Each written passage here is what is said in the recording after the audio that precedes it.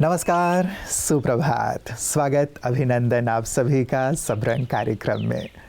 मित्रों, हम सभी जानते हैं कि दूध, दही, छाछ, मक्खन या घी एक ही कुल के हैं, लेकिन इनकी कीमत अलग अलग है, क्योंकि व्यक्ति जन्म से नहीं लेकिन अपने स्वभाव से, अपने चरित्र से, अपने कर्म से महान बनता है। हम अपने आप को कितना श्रेष्ठ बनाना चाहते हैं, ये हमारे अपने स्वभाव, अपने कर्म, अपने चरित्र पर निर्भर करता है कि हम उस पर कितना ध्यान देते हैं। ऊंचे कुल में पैदा हो जाना केवल श्रेष्ठता की निशानी नहीं है। कोई गरीब विपन्न परिवार में जन्म लेकर के भी सारे संसार में अपने परिवार का, देश का नाम रोशन करता है, और ये होता है उसके स्वभाव, उसके कर्म, उसके चरित्र से। इसीलिए हम भी अपने जीवन की इन मूल चीज़ों पर ध्यान दें ताकि हम भी श्रेष्ठ बने और हमारा परिवार भी हमसे बहुत बहुत सारे संसार में विख्यात हो। तो मित्रों, इसी सुंदर भाव के साथ कि हम श्रेष्ठता की ओर अपने जीवन को लिए चलेंगे, आइए चलते हैं आज के सुंदर सुवाक्य की ओर। ओम शांति। क्या आपने कभी किसी शिल्पकार को मूर्तियां बनाते हुए देखा है? कितनी महीनता से मूर्ति के एक एक कोने को तराशता है। बिल्कुल वैसे ही हम सभी भी अपने भाग्य के स्वयं शिल्पकार हैं। हमारा एक एक संकल्प, एक एक बोल, एक एक कर्म हमारे भाग्य का निर्माण कर रहा है। तो आप अपने भाग्य रूपी मूर्ति को कैसा बनाना चाहते हैं, ये कोई और नहीं, अभी तो आप स्वयं तय करते हैं।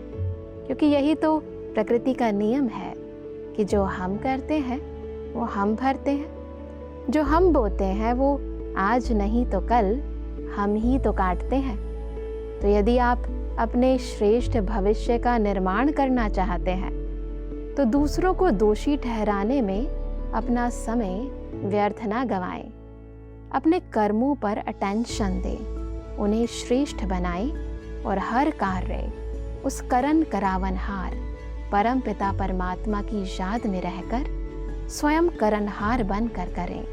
निश्चित तौर पर आपकी भविष्य मूर्ति बेहतरीन बनेगी। ओम शांति। मित्रों, कहते हैं जीवन में कष्टों का आना श्रेष्ठता की ओर ले चलने की निशानी है, क्योंकि जब कष्ट आते हैं तो व्यक्ति के अंदर की शक्तियाँ जागृत होती हैं। बस शर्त ये है कि वो निराश ना हो जाए, कष्टों के सामने घुटने ना टेक दे, परेशान ना हो जाए। कहते हैं परिस्थितियों रूपी पेपर में जो अपने आप को शांत रखता है, धैर्यवत रखता है और साथ ही उस ओर देखता है जिधर प्रकाश है, तो उसके जीवन में श्रेष्ठता आती चलती है, उसके जीवन में मूल्यों का उदय होने लगता है। और जितना ही वो कष्टों से पार होकर के सफलतापूर्वक अपने जीवन में आगे बढ़ता है, उतना ही औरों के लिए भी प्रेरक बन जाता है।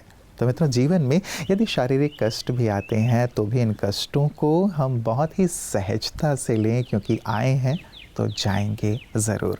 हमारी तो ये कामना रहती है कि आप हमेशा ही स्वस्थ रहें, इसीलिए प्रतिदिन आपके लिए आपकी सेहत आपके हाथ में लेकर आते हैं ताकि आप नई नई बातों को जान सकें और जागरूक रह सकें। नमस्कार।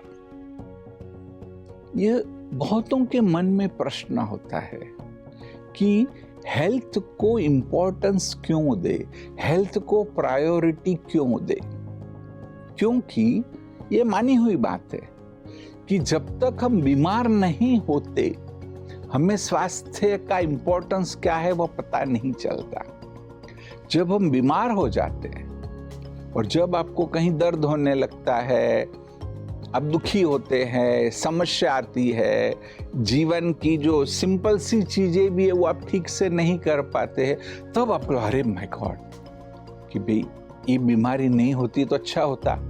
जैसे और कोई चीज है, फॉर एग्जाम्पल कि भी आपकी थोड़ी बदनामी होगी तो हो सकता है कि थोड़े समय में लोग भूल जाएंगे। और कोई भी बात कि आप बिजनेस में फेल हो गए तो वापस भी आप सफल हो सकते हैं। परंतु एक बार हमने स्वास्थ्य गंवा दिया, फिर जो जीवन की छोटे छोटे सुख है कि भी आराम से सोना, या तो कहेगी कंफर्टेबल फीलिंग आए, जैसे भी मैं बैठा हूं भी कंफर्टेबल है, कहीं बैक पेन नहीं है, घुटनों में दर्द नहीं है और कोई समस्या नहीं है, तो अब अच्छा फील करते हैं। वह चीजें भी एक बार आप स्वास्थ्य को गंवा देंगे फिर नहीं कर सकते।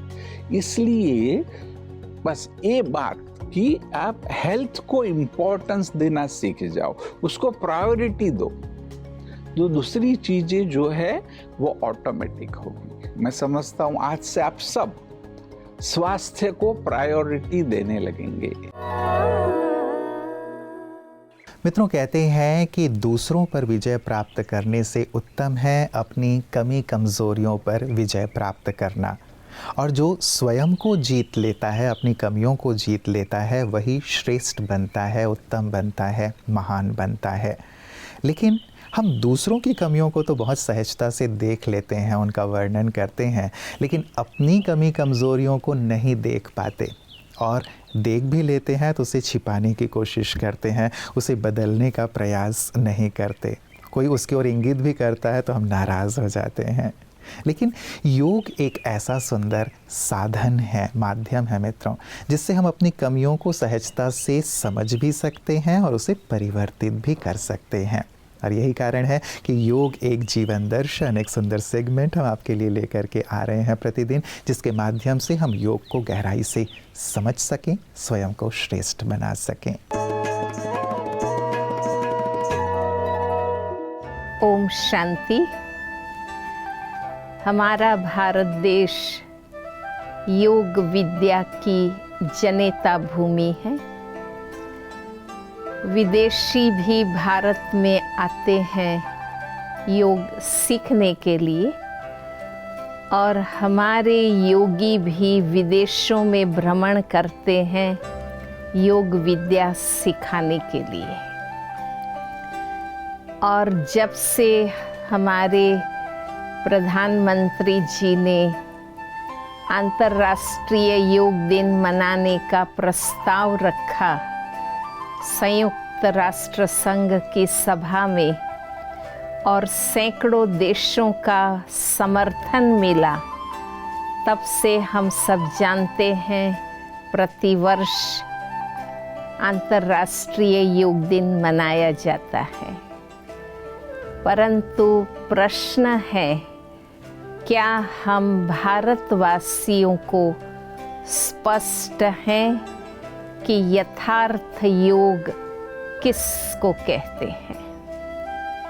अक्सर योग के नाम पर हम शारीरिक आसन, प्राणायाम, व्यायाम की क्रियाएं सिखाते रहते हैं, जो फिजिकल हेल्थ के लिए हैं। क्या भारत देश का इतना विश्व प्रसिद्ध प्राचीन योग केवल शारीरिक स्वास्थ्य के लिए है? नहीं। अगर हम प्रसिद्ध योग शास्त्र श्रीमद् भगवद गीता पढ़ते हैं, उसका अध्ययन करते हैं, तो हमें पता चलता है कि उसमें कहीं भी शारीरिक योग की बात ही नहीं है। उसके हर अध्याय के नीचे लिखा है कि श्रीमद् भागवत गीता योग शास्त्र है, और उसमें जो योग के बारे में निर्देशन दिए गए हैं, वो कोई शारीरिक क्रियाओं या कोई साधनों पर आधारित क्रियाओं की बात नहीं है। ये मनोयोग की बात है, बुद्धि योग की बात है। इसलिए गीता में 2 आदेश दिए गए हैं कि मन मना भव, तुम्हारा मन मेरे में लगाओ। मयीम बुद्धि निवेशय, तुम्हारी बुद्धि मेरे में लगाओ। तो ये मन और बुद्धि को शुद्ध, शक्तिशाली और दिव्य बनाने वाला योग है, जो हमें अपने आप को पिता परमात्मा से जोड़ने का अभ्यास करना है। मित्रों, कहते हैं कि सच्चा मित्र वही है जिसकी मित्रता से आपके चरित्र में परिवर्तन आए। तो मित्र चरित्र को बदल दे, जिसकी संगत से हमारी रंगत बदल जाए। वास्तव में वही संगत श्रेष्ठ है और वही मित्रता जो चरित्र को श्रेष्ठता की ओर ले चले, वही मित्रता श्रेष्ठ है, ये कहा जाता है। लेकिन क्या ऐसे संग और ऐसे मित्र हमें मिल पाते हैं? इसीलिए किसी महापुरुष ने कहा है कि वो एक ईश्वर ही है जिसकी मित्रता, जिसकी संगत सचमुच जीवन को सर्वोत्कृष्ट बना सकती है, जिसकी मित्रता हमें सर्व विघ्नों बाधाओं से मुक्त करके जीवन को खुशहाली की ओर ले जा सकती है। कैसे उसकी मित्रता प्राप्त की जा सकती है, कैसे उसकी संगत में रहा जा सकता है? राजयोग मेडिटेशन के माध्यम से यही सुंदर सीख ब्रह्मा कुमारियाँ सभी को प्रदान कर रही हैं कि जब भी आप योग करते हैं, मेडिटेशन करते हैं, आप कनेक्ट हो जाते हैं उस सर्वोच्च मित्र से जो आपके जीवन को श्रेष्ठ बनाते हैं। कैसे ये कला वो जन जन को सिखा रही हैं, आइए देखते हैं पीस न्यूज़ हाइलाइट्स में। हरियाणा के बहल में स्थित राजकीय वरिष्ठ माध्यमिक विद्यालय में नशा मुक्त भारत अभियान के अंतर्गत ब्रह्मा कुमारीज दिगावा मंडी सेवा केंद्र की ओर से धूम्रपान निषेध दिवस कार्यक्रम का आयोजन किया गया, जिसमें राजकीय वरिष्ठ माध्यमिक विद्यालय के प्राचार्य दलबीर सिंह जी, बरदू चैना के सरपंच रोहताश सिंह जी, बहल सेवा केंद्र प्रभारी राजयोगिनी बी के शकुंतला दीदी एवं दिगावा मंडी सेवा केंद्र प्रभारी बी के पूनम दीदी मुख्य रूप से उपस्थित रहीं। बी के शकुंतला दीदी ने सभी को जानकारी देते हुए कहा कि भारतवर्ष में एक साल में 13 लाख लोग केवल धूम्रपान के कारण ही अपने जीवन से हाथ धो बैठते हैं। बी के पूनम दीदी ने विद्यार्थियों को धूम्रपान न करने की प्रतिज्ञा कराई और साथ ही राजयोग मेडिटेशन का अभ्यास भी करवाया। मित्रों, जीवन एक अवसर है श्रेष्ठ करने का, श्रेष्ठ बनने का और श्रेष्ठ पाने का। साधारण कार्य तो कोई भी कर सकता है। अपने आसपास आप देख सकते हैं लोगों को सामान्य दिनचर्या में लगे हुए, सामान्य से कार्य करते हुए, लेकिन ईश्वर ने मुझे इस संसार में कुछ श्रेष्ठ करने के लिए भेजा है। उस पर गहराई से आज विचार कीजिएगा कि कैसे मैं श्रेष्ठ करूं और श्रेष्ठ करना है क्या, कैसे मैं श्रेष्ठ बनूं, किन बातों को अपने जीवन में, किन आदतों, किन संस्कारों को अपने जीवन में ले आऊं ताकि मैं श्रेष्ठ बनूं, और साथ ही मेरी श्रेष्ठता औरों के लिए कैसे फ़ायदेमंद हो सकती है, समाज के लिए कैसे प्रकाश का कार्य कर सकती है, इस पर भी ज़रूर विचार कीजिएगा। क्योंकि जीवन को श्रेष्ठता की ओर ले चलना ही, महानता की ओर ले चलना ही हम सबका परम ध्येय होना चाहिए। जब ये ध्येय होगा तो आप देखेंगे कि आपके आसपास भी जो आपके साथी हैं, संगी हैं, वो भी आपसे प्रेरित होते हुए उस ओर ही बढ़ने लगेंगे और हम समाज को एक सुंदर, सुखमय, श्रेष्ठ समाज बना पाएंगे। तो आपकी श्रेष्ठता पूरे संसार को श्रेष्ठ बनाने वाली है। आप इतने महान हैं। ज़रूर इस पर विचार कीजिएगा। कल इसी वक्त आप सभी से पुनः मुलाकात होगी। नमस्कार। ओम शांति। जीवन के सब रंग, सब रंग, सब रंग।